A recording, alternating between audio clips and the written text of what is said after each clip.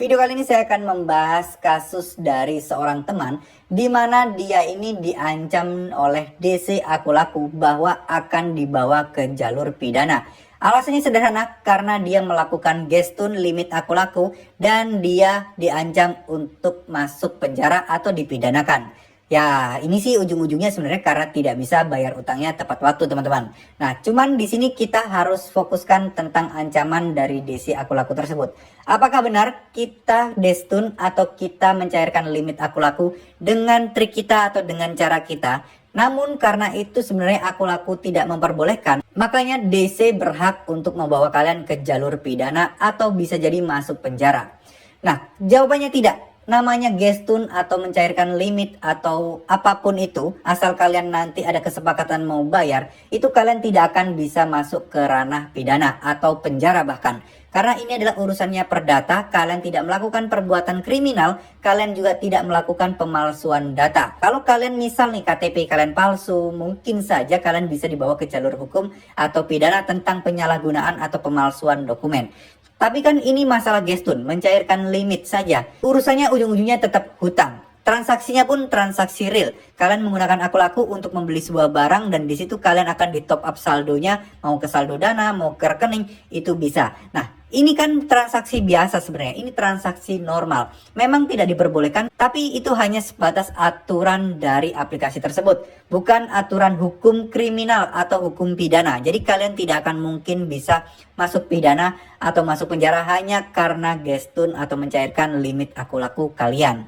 Ya, toh ujung-ujungnya misal seandainya kemungkinan terburuk pun kalian tidak bisa membayar pinjaman tersebut, itu urusannya tetap perdata. Meskipun mau kalian gestun kayak, kalau mau kalian pinjaman tunai, apapun itu ketika transaksi ada dan kalian diminta untuk membayar, nah itu masih tergolong ranah perdata, teman-teman ya. Karena kita tidak membeli barang ilegal, kita juga tidak membeli barang-barang yang berbahaya. Kita membeli atau membeli voucher, top up saldo dana dan lain sebagainya, itu bukanlah melanggar hukum pidana. Jadi di sini murni perdata, jadi nggak usah takut, nggak usah bingung tentang tagihan atau ancaman dari DC-DC yang mengatakan hal seperti itu.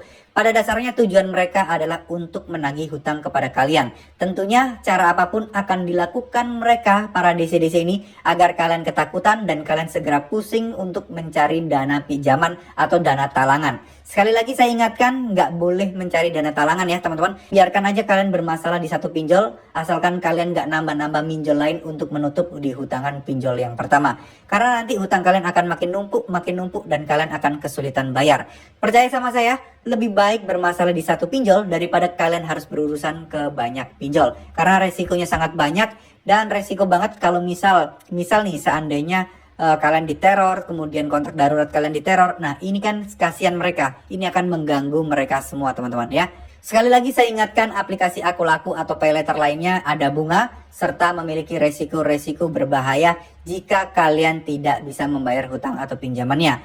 Jadi lebih baik kita menggunakannya secara bijak, lebih baik kita menghindari sebisa mungkin untuk tidak menggunakan aplikasi Aku Laku atau paylater atau pinjaman online lainnya.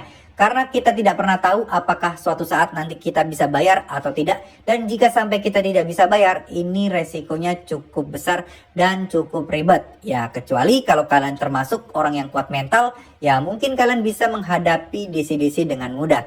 Cuman tidak semua orang kuat mental dan tidak semua orang terbiasa menghadapi teror-teror dari DC pinjol ini. Bisa jadi kan, dari dulu hidupnya lempeng aja, tiba-tiba berurusan dengan pinjol, hidupnya jadi makin kacau, stres, dan ini yang terjadi beberapa bulan yang lalu atau mungkin dari beberapa tahun yang lalu. Banyak orang-orang yang stres, putus asa, dan berusaha melakukan tindakan-tindakan negatif hanya karena terlilit hutang pinjol. Ya, semoga ini tidak terjadi dengan kalian. Semoga teman-teman yang sampai saat ini bermasalah dengan pinjol, terlilit hutang pinjol, segera bisa dilunaskan dan segera diberikan jalan dan dimudahkan untuk mendapatkan banyak rezeki agar bisa membayar semua hutang-hutangnya. Amin amin ya rabbal alamin. Terima kasih. Wassalamualaikum warahmatullahi wabarakatuh.